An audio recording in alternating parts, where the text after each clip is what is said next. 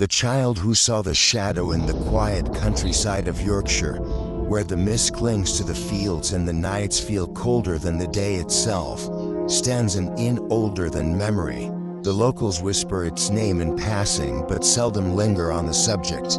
They say the walls are too heavy with history, too thick with secrets, and among the creaking floors and candlelit halls lies one room that no one wants to dreaded Room 104. It was into this room that Richard, his wife Eleanor, and their 7-year-old son Oliver checked in one damp autumn evening. For them, the inn was nothing more than a convenient stop on their journey.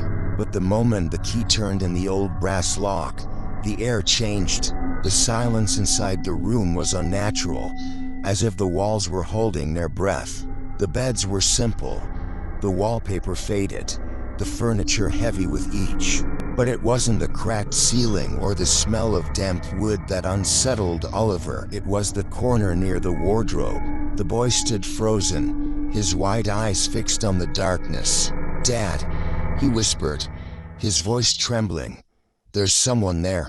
Richard laughed it off at first. He saw only shadows cast by the flickering lamp. He told Oliver it was just his imagination, the tricks of tired eyes. But Oliver insisted. He described the figure in chilling detail, a tall, thin man with hollow eyes, watching silently from the corner. The evening dragged on, unease growing heavier with every passing hour. Oliver refused to turn his back to the corner. Eleanor tried to calm him, brushing his hair and humming softly. But every few minutes, Oliver would jolt upright, pointing again. "He's still there," he whispered. "He hasn't moved." By midnight, the room was thick with silence. That's when Oliver screamed. Richard leapt from the bed. The boy was staring at the mirror in old, full-length glass that leaned against the wall. "Dad, he's behind me," Oliver cried. Richard turned sharply. The corner was empty, but when his eyes shifted back to the mirror, his blood ran cold. In the reflection behind Oliver stood the shadow of a man, pale, tall, and smiling. Richard spun around. Nothing, just the wardrobe, the peeling wallpaper, and the dark corner. But when he turned back to the mirror, the figure remained, smiling wider now, its head tilting unnaturally to the side. Eleanor rushed over, scooping Oliver into her arms. Richard could barely speak. His hands shook as he whispered, "We need to leave, now."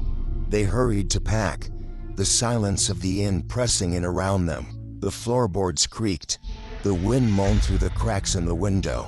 But it was something else, a soft sound, almost like breathing, that made Richard's stomach twist. He turned one last time to the mirror.